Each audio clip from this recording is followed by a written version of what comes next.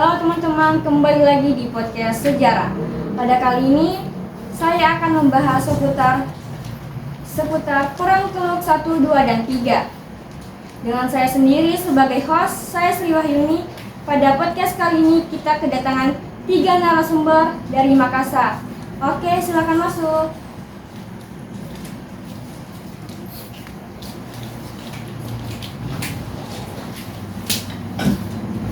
Mungkin para narasumber bisa memperkenalkan diri terlebih dahulu supaya teman-teman yang lagi nonton bisa tahu nama kalian.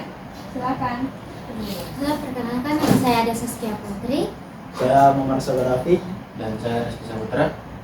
Dan tanpa berlama-lama lagi kita akan masuk ke inti podcast pada kali ini. Kita akan membahas Perang Teluk 1, 2, dan 3. Saya akan bertanya kepada narasumber kita, Adel Saskia Putri. Apa sih yang melatar belakangi Perang Teluk 1 itu terjadi? Oke, saya akan menjelaskan apa yang terjadi, latar belakang terjadinya Perang Teluk 1, yaitu yang diakibatkan oleh beberapa sebab penting seperti adanya perebutan wilayah strategis Sungai Sad al-Arab dan Provinsi Hausen. Karena bagi Irak dan Iran kedua wilayah tersebut sangat penting untuk mewujudkan untuk sebagai dominasi di kawasan. Oh iya, saya sudah tahu apa yang melatar belakangi Perang Teluk 1 itu terjadi. Dan saya akan bertanya, siapa sih yang menjadi pemimpin Irak dan Iran pada Perang Teluk 1 itu terjadi? Oke, pemimpin Iran itu yaitu Saddam Hussein, dan sedangkan pemimpin Iran Imam Qawaisi. Terus apa sih yang menjadi akhir dari Perang Teluk 1 yang terjadi? Baiklah, saya akan menjelaskan akhir Perang Teluk 1 yaitu PBB mengeluarkan resolusi yang berisi tuntutan gencatan senjata antara Irak dan Iran. 17 Juli 1988, Irak dan Iran menyetujui resolusi PBB. Terus apa yang menjadi dampak Perang Teluk 1 terjadi? Dampak Perang Teluk 1 ada 3, yaitu menyebabkan kenaikan harga minyak. 2. Terjadinya kripsi politik dan sosial di kawasan Timur Tengah. 3. Terganggunya pelayaran internasional. Oh, ternyata seperti itu ya akhir dari Perang Teluk 1 terjadi. Sekarang saya akan bertanya, kenapa Saddam Hussein menginvasi Kuwait? Oke, alasannya Saddam Hussein menginvasi Kuwait karena ada keterkaitannya dengan masalah perbatasan. Oke, teman-teman sudah tahu kan dari akhir dari Perang Teluk 1 itu.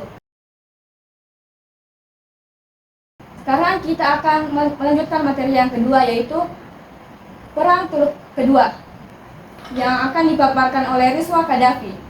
Saya akan bertanya, apa yang melatar belakangi Perang Teluk kedua itu terjadi? Oke, saya akan menjelaskan latar belakang Perang Teluk 2. Ada beberapa yang saya ketahui. Yang pertama, Kuwait dituduh oleh Irak telah menjual minyak melebihi kuota. Yang kedua, Irak menuduh Kuwait mencuri minyak di daerah Ramallah. Oke, yang ketiga, ambisi Saddam Hussein menjadi penguasa dunia Arab. Yang keempat, Irak menaruh kekecewaan pada negara-negara tetangganya yang tidak mau memberi pinjaman.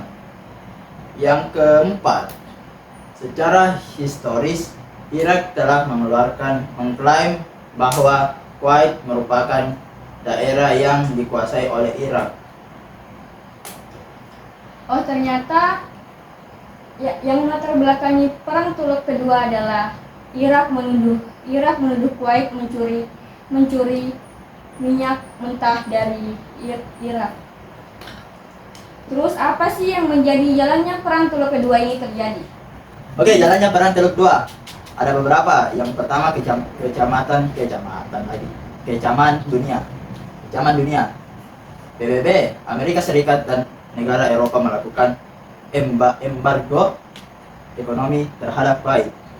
Dan selanjutnya PBB mengeluarkan restorasi agar pasukan Irak keluar dari Kuwait. Dan ada juga serangan pasukan koalisi. 17 Januari 1991, pasukan koalisi Amerika melakukan serangan terhadap Irak yang terkenal dengan nama Operasi Badai Gurun. Adapun Irak melakukan serangan balasan dengan mengirim rudal ke Israel. Menyerahnya Saddam Hussein pada tanggal 28 Februari 1991, Presiden Irak Saddam Hussein menyatakan menyerah. Oke. Terus apa yang menjadi dampak terjadinya perang Teluk Kedua itu terjadi? Ada 3 dampak perang Teluk Kedua. Yang pertama, Irak dikucilkan di seluruh sektor kehidupan internasional.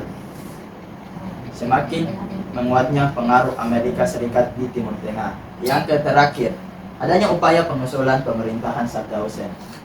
Itu saja. Oke teman-teman, kita sudah tahu kan materi perang Teluk Kedua seperti apa. Sekarang kita masuk ke perang Teluk Ketiga yang akan dipaparkan oleh narasumber ketiga kita Rizky Saputra. Saya akan bertanya, apa sih yang melatar belakangi perang Teluk Ketiga itu terjadi? Oke, latar belakang perang Teluk Ketiga. Tuduhan Amerika Serikat bahwa Irak memiliki senjata pemusnah massal. Amerika Serikat juga menuduh bahwa Irak terlibat aksi terorisme dalam peristiwa 9 September 2001, mengamankan kepentingan minyak Amerika, melindungi sekutunya di Timur Tengah, Israel dari ancaman Irak, kepentingan politik Amerika Serikat di kawasan Teluk Persia yang terancam oleh Irak, ingin melindungi pemerintah Saddam Hussein yang dianggap tantangan terhadap demokrasi di Timur Tengah.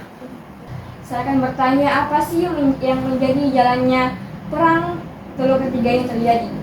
Jalannya perang Teluk Ketiga yaitu 11 Maret 2003, pasukan koalisi Amerika melakukan serangan ke Irak. Pasukan koalisi mampu menggulingkan Presiden Saddam Hussein dan merebut kota-kota besar Irak. Per 1 Mei 2003, Presiden Hussein mengumumkan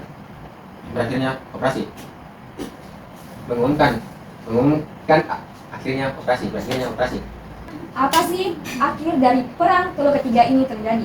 Akhir perang Teluk Ketiga yaitu perang Teluk Ketiga berakhir dengan kemenangan AS dan sekutunya. Tuduhan Amerika Serikat terhadap pemilihan senjata pemusnah massal Irak tidak terbukti. 3. Berakhirnya pemerintah era Saddam Hussein di Irak selama 24 tahun. Itulah tadi teman-teman materi singkat tentang perang 1, 2, dan 3. Selanjutnya saya akan membacakan sedikit keterlibatan Amerika Serikat dalam perang Teluk 1, 2, dan 3. Keterlibatan Amerika Serikat dalam perang Teluk yaitu adalah persaingan Uni Soviet di daerah Timur Tengah. Dan yang kedua adalah mengendalikan harga minyak di dunia. Dan yang ketiga adalah mencegah munculnya pesaing di dunia. Oke, sampai sini dulu ya pembahasan materi singkat dari perang Teluk 1, 2, dan 3. Jika ada kesalahan kata mohon dimaafkan. Wassalamualaikum warahmatullahi wabarakatuh. Dadah, bye-bye.